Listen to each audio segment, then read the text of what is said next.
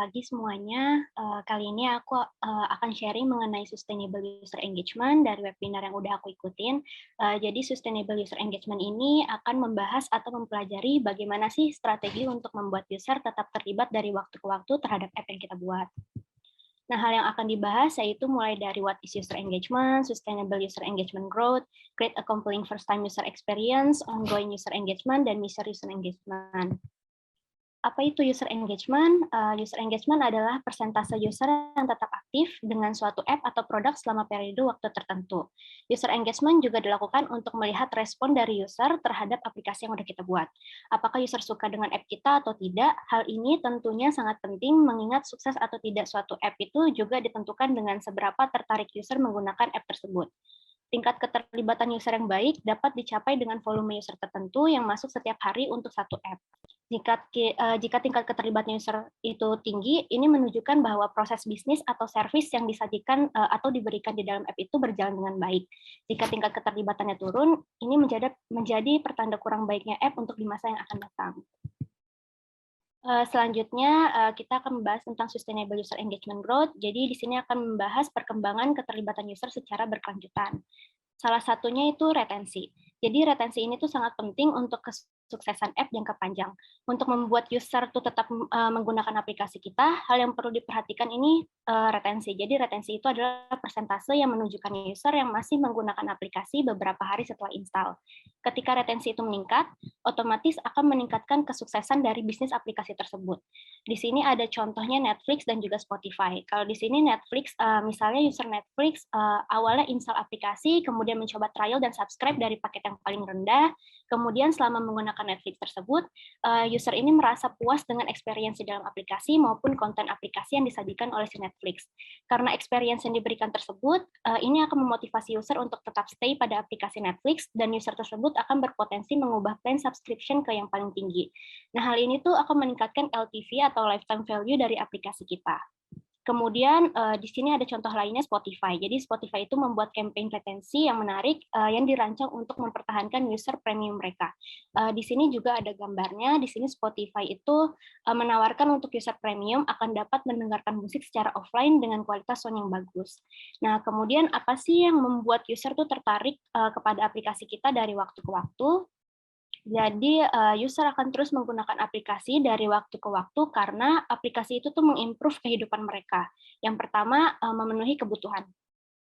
Contohnya tuh misalnya aplikasi Twitter. Nih, walaupun Twitter itu tidak memenuhi kebutuhan, tapi dari Twitter, kebutuhan entertain dapat terpenuhi. Misalnya, kita menjadi terhibur melihat meme-meme yang ada, kemudian menambah wawasan dari informasi yang didapat, dan lain sebagainya.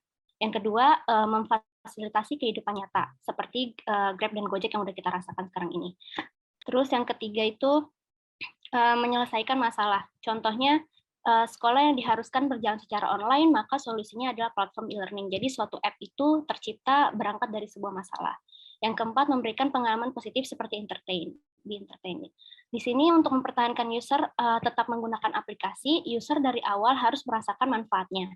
Jika user sudah merasakan manfaat, maka user akan cenderung tetap bertahan pada aplikasi kita. Maka dari itu, di sini FTUE atau First Time User Experience sangat kritikal. Jadi banyak aplikasi yang ditinggalkan oleh user dari hari pertama, di mana user baru pertama kali install, kemudian memutuskan untuk langsung di-uninstall lagi. Nah, hal tersebut tuh dapat disebabkan karena user merasa kesulitan atau tidak punya banyak waktu untuk orientasi di aplikasi tersebut. Singkatnya, aplikasi tersebut tuh membuat bingung sejak awal digunakan pertama kali oleh si user. Misalnya, step login atau regisnya itu sulit dipahami, sehingga user memutuskan untuk meninggalkan app tersebut. Nah, kemudian gimana sih caranya supaya aplikasi kita nggak ditinggalin user secepatnya? Kita masuk ke pembahasan bagaimana strategi agar user tetap terlibat dari waktu ke waktu. Yang pertama itu ada create a compelling first time user experience. Jadi buat pengalaman pengguna yang menarik pada pertama kali. Dengan create a compelling first time user experience ini, user tuh akan cenderung menggunakan aplikasi itu terus-menerus jika user merasa aplikasi tersebut memiliki tujuan yang sebenarnya dan jelas sejak awal. Maka dari itu, kita harus fokus ke FTUE terlebih dahulu. Karena kalau dari awal user sudah mengalami kesulitan menggunakan app, padahal belum sampai ke tempat tujuannya, otomatis aplikasi kita akan ditinggal user dan di-uninstall. Nah, di sini ada tips untuk membuat user experience yang baik, terutama di first time experience. Yang pertama itu kembangkan urutan fitur tertentu. Jadi agar user dapat mengetahui tindakan yang harus dilakukan pada aplikasi. Yang kedua, kita harus memberikan kemudahan bagi si user. Kita nggak boleh membuat user kehilangan minat dengan memberikan terlalu banyak informasi di awal, karena akan membuat user itu nggak nyaman. Yang ketiga, memperjelas benefit di awal dengan melibatkan user. Misalnya, kita memberikan penelusuran aplikasi, contohnya seperti tour atau coachmark yang muncul pada awal user install aplikasi. Kemudian, bagaimana cara kita create a compelling first time user experience atau cara membuat pengalaman pengguna yang menarik. Yang pertama ini be konsisten. Jadi pengoptimalan experience user pertama kali dimulai sebelum aplikasi diunduh. Kita harus memastikan mulai dari preview app, deskripsi pada aplikasi kita itu konsisten di store listing, baik App Store maupun Play Store. Maksudnya konsisten di sini adalah apa yang kita sajikan di store listing itu harus sesuai dengan isi app kita gitu. Kita harus memberi user gambaran yang jelas tentang experience yang ada pada app kita dan benefit yang akan kita tawarkan kepada user itu apa, sehingga aset preview app kita di store itu harus benar-benar jelas menyampaikan benefit app kita, sehingga user dapat mengerti fungsi dari app yang kita tawarkan. Jadi kita harus memastikan 3 poin, yaitu campaign, store listing, dan onboarding pada first time user experience. Yang kedua, start where your user start. Jadi yang pertama itu identifikasi core action. Kita harus mengidentifikasi apa yang harus dilakukan pengguna untuk memulai. Yang kedua, kita perlu memahami tindakan user, mana yang paling berkorelasi langsung dengan retensi jangka panjang. Juga kita harus memahami bagaimana sih app kita dapat mempengaruhi kehidupan si user, dan kita harus mengidentifikasi atau paham apa yang user coba dapatkan dari app kita. Yang ketiga itu ada flow onboarding. Jadi kita harus fokus untuk mengkomunikasikan bagaimana user dapat mendapatkan manfaatnya dalam aktivitas yang akan mereka lakukan atau yang kita perintahkan di dalam app. Yang keempat, kita perlu ingat kalau onboarding itu tidak hanya menjelaskan fitur atau cara menggunakan fitur, tetapi bagaimana app kita akan membuat user mencapai tujuannya. Yang ketiga di sini ada cara keep onboarding simple. Jadi kita nggak boleh membombardir user dengan terlalu banyak memberikan informasi yang terlalu cepat di awal. Kemudian pertanyaan-pertanyaan pilihan yang banyak disajikan di awal itu tuh akan menimbulkan keraguan-raguan pada si user. Salah satu contohnya di sini ada aplikasi Fabulous. Jadi di sini Fabulous itu aplikasi rutinitas harian. Jadi mereka tuh mendesain ulang flow onboarding dengan mengajak user untuk mengambil tindakan dan mendedikasikan diri mereka untuk membangun rutinitas pagi. Jadi si Fabulous ini mendesain ulang flow onboarding ini sehingga mengalami peningkatan 15% user yang tetap menggunakan aplikasi. Onboarding yang dilakukan Fabulous ini dengan self-select onboarding model dengan meminta user untuk menceklis box yang berkomitmen untuk masing-masing dari 3 tujuan rutin pagi. Model self-select onboarding itu apa? Model self-select onboarding itu memberikan kontrol kepada user untuk menyesuaikan experience pertama kali mereka. Kemudian di sini juga ada contohnya dari UPH Mobile App. Di sini UPH tuh menyajikan onboarding yang simple dan juga tour atau coachmark sebagai penjelasan aktivitas yang dapat dilakukan oleh si user pada aplikasi. Yang keempat, ini ada remove barriers. Jadi contohnya di sini ada aplikasi Yazio. Jadi sebuah aplikasi fasting dan food tracker. Yazio itu memberikan pilihan kepada user dengan dapat login menggunakan smart lock email picker. Jadi mempermudah user untuk login ke dalam aplikasi. Untuk metode ini sebenarnya sudah banyak kita temukan di app-app yang udah kita gunakan ya. Contohnya di sini ada Instagram. Instagram juga mengimplementasikan smart lock email picker. Yang kelima di sini ada highlight value early. Jadi sesegera mungkin kita perlu mempermudah user untuk melihat bahwa ada sesuatu di aplikasi kita untuk mereka. Misalnya musik yang sesuai dengan selera user atau rencana makan yang sesuai dengan gaya hidup user. Kita perlu menunjukkan kepada user lebih awal apa yang akan mereka dapatkan jika mereka meluangkan waktu di dalam aplikasi. Mungkin contoh simpelnya adalah saat onboarding dilakukan juga profiling user, di mana kita menanyakan apa sih yang mereka inginkan, apa yang user butuhkan, dan apa yang user sukai untuk kita suggest di dalam app. Di sini ada contoh lainnya, itu aplikasi TikTok. Jadi TikTok itu menerapkan activation focus onboarding.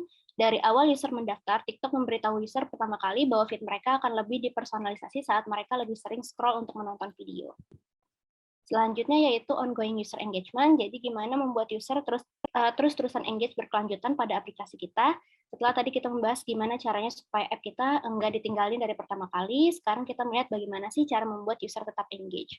Jadi user akan engage di aplikasi kita dari waktu ke waktu jika kita paham beberapa hal dari user. Yang pertama, kita harus paham kebutuhan dan minat dari user. Kedua, kita harus respect waktu mereka. Yang ketiga, sesuai dengan konteks dengan kehidupan mereka. Ketiga hal ini tuh adalah kunci utama yang nge-provide agar user tetap engage secara berkelanjutan pada aplikasi kita. Bagaimana kita bisa encourage ongoing engagement? Yang pertama adalah motivasi. Jadi ketika user itu punya motivasi yang jelas, yang bagus terhadap app kita, pasti user akan tetap bertahan pada app kita atau menggunakan app kita terus-menerus. Yang kedua ini ada cue atau tanda. Jadi ketika ada tanda yang jelas pada app kita, pasti user akan tetap engage juga di app kita. Contoh cue misalnya di app Spotify. Spotify ini tuh mempunyai aspek visual dalam verbal cue seperti nama playlist, judul lagu, terus nama penyanyi, serta non-verbal cue-nya tuh seperti artwork atau icon-icon yang muncul pada aplikasi. Nah, cue ini tuh berperan penting sebagai alat navigasi user untuk menemukan konten audio yang diinginkan. Cara kerja si cue adalah mengasosiasikan tanda-tanda yang muncul dengan ingatan user tentang suatu experience-nya. Cue dalam aplikasi Spotify ini akan mendukung kemudahan navigasi atau navigability aplikasi tersebut, sehingga akan semakin mudah user menemukan lagu yang diinginkan secara efisien. Yang ketiga itu adalah jadi untuk membuat user tetap berada di app kita, salah satunya itu mudah dalam menggunakan app. Jadi kita memberikan kemudahan dalam penggunaan aplikasi tersebut. Yang keempat itu ada reward, jadi terdapat sistem poin atau gamification, jadi memungkinkan user mendapatkan reward dari app ini. Nah, keempat hal ini tuh yang akan encourage ongoing engagement. Selanjutnya yaitu tailor the user experience by motivation. Jadi kita perlu sesuaikan pengalaman user dengan motivasi. Yang pertama itu kita harus memahami dulu target user dan kita juga bisa start menanyakan ini ke diri kita sebagai pemilik aplikasi. Jadi apa sih tujuan dari aplikasi ini? Apa yang dicari user pada aplikasi kita? Terus apa sih yang membedakan aplikasi kita dengan aplikasi kompetitor? Salah satu caranya itu bisa menggunakan wawancara dengan target user kita atau melakukan usability testing dengan calon user.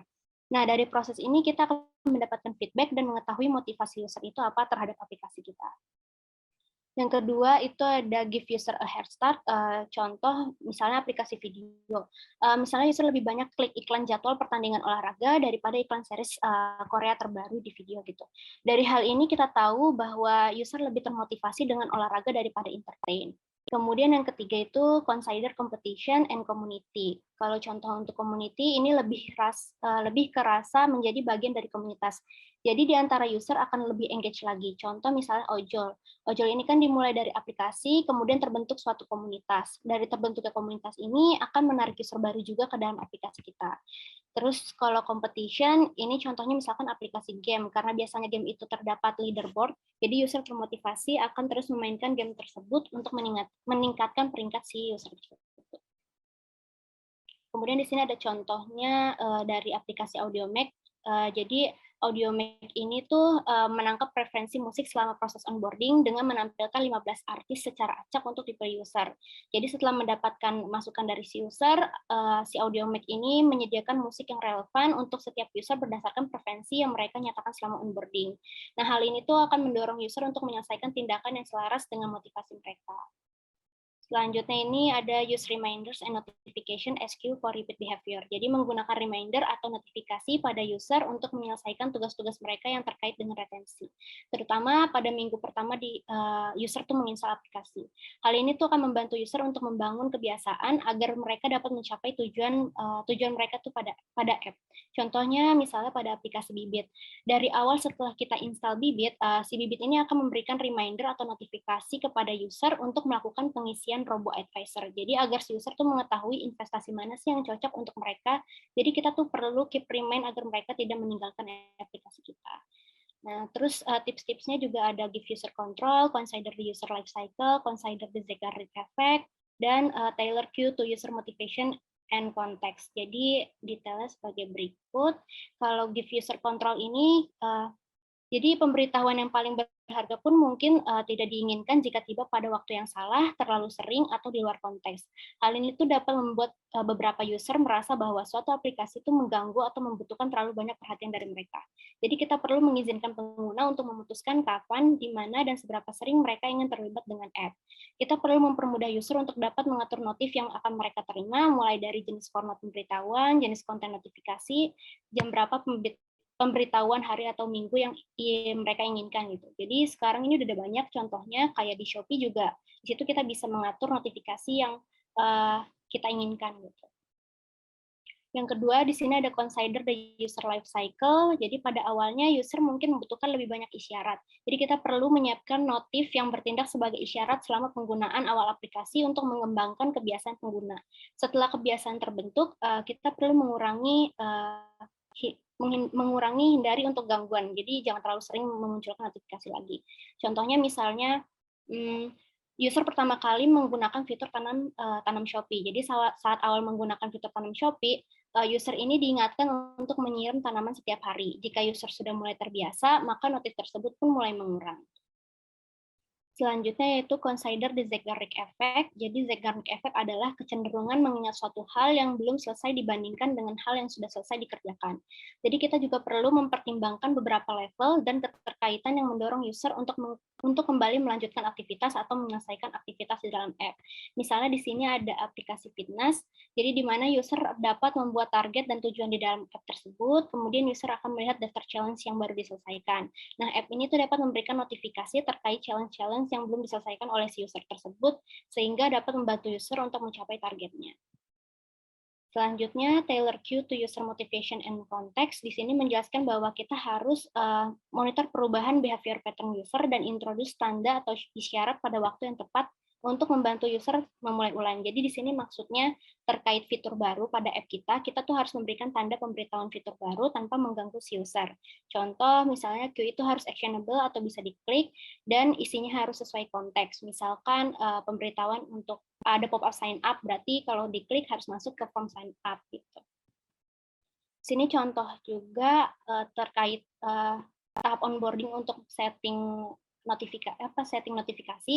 Jadi di sini ada aplikasi Bubble, jadi aplikasi pembelajaran bahasa yang meminta user mereka untuk mengatur notifikasi pengingat belajar pada tahap onboarding dengan tujuan untuk mengoptimalkan penggunaan aplikasi Bubble. Contoh pada Bubble ini mereka menyediakan opsi untuk menyesuaikan notifikasi mereka seperti menanyakan waktu yang mereka inginkan untuk belajar, terus mengatur notifikasi untuk harian tertentu, sehingga frekuensi notifikasi per minggu. Nah, di sini ada reduce friction across the user life cycle. Jadi, user yang melakukan aktivitas atau task pada app kita tidak dapat ditentukan oleh seberapa mudahnya task atau aktivitas tersebut. User harus dapat menyelesaikan aksi atau aktivitas dengan se-effortless mungkin. Jadi, kemudahan user dapat membuat user nyaman. Kemudahan penggunaan dapat membuat user nyaman dan mendorong user untuk membentuk kebiasaan ketertarikan pada app tersebut. Jadi, salah satu caranya yang dapat dilakukan yaitu reduce time to action, dan juga find the release cadence.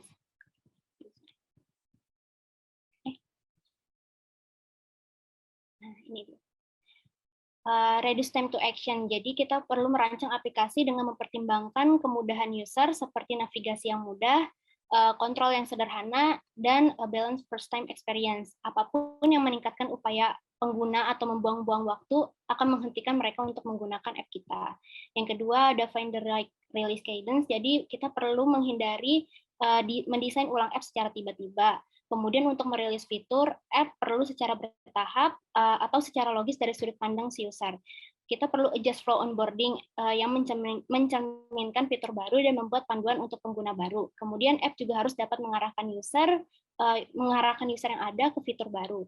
Setiap fitur baru, kita perlu mengenalkan kepada user dengan cara memberikan onboarding kepada user.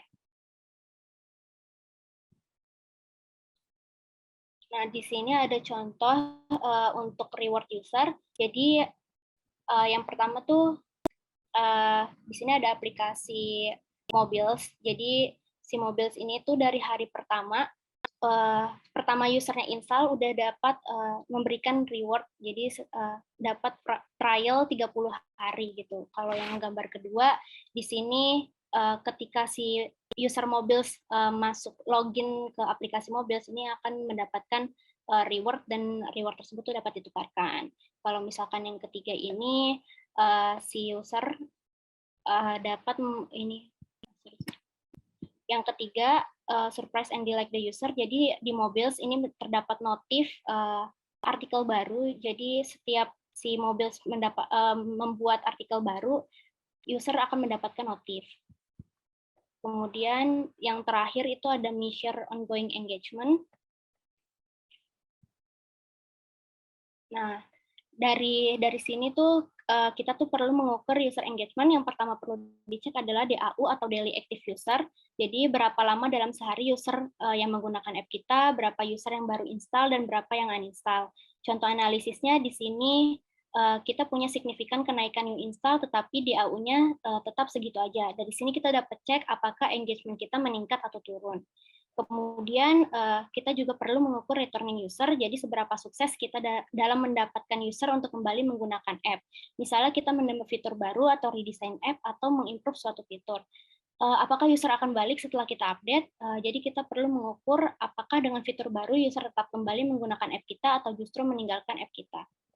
Yang terakhir ini ada grow rate, jadi ada contoh jawaban, jadi seberapa cepat Anda meningkatkan jumlah pengguna yang membuka aplikasi Anda setiap hari dan setidaknya sekali dalam 28 hari. Contoh analisisnya itu, apakah pertumbuhan audiens saya sebanding dengan aplikasi lain dalam kategori ini. Jadi hal ini bisa kita ukur dengan mengcompare dari bulan-bulan sebelumnya, apakah DAU atau MUA meningkat atau enggak. Kalau tidak meningkat, kemungkinan user bisa saja pindah app lain, maka yang harus kita lakukan adalah melakukan benchmarking dari app sebelumnya atau app kompetitor. Nah, untuk hal-hal ini seharusnya masih banyak lagi sih yang bisa diukur terkait user engagement ini. Ini bisa dilihat reportnya di Analytics gitu ya, Google Analytics maupun juga Firebase gitu. Sekian dari aku kembalikan lagi ke Ara.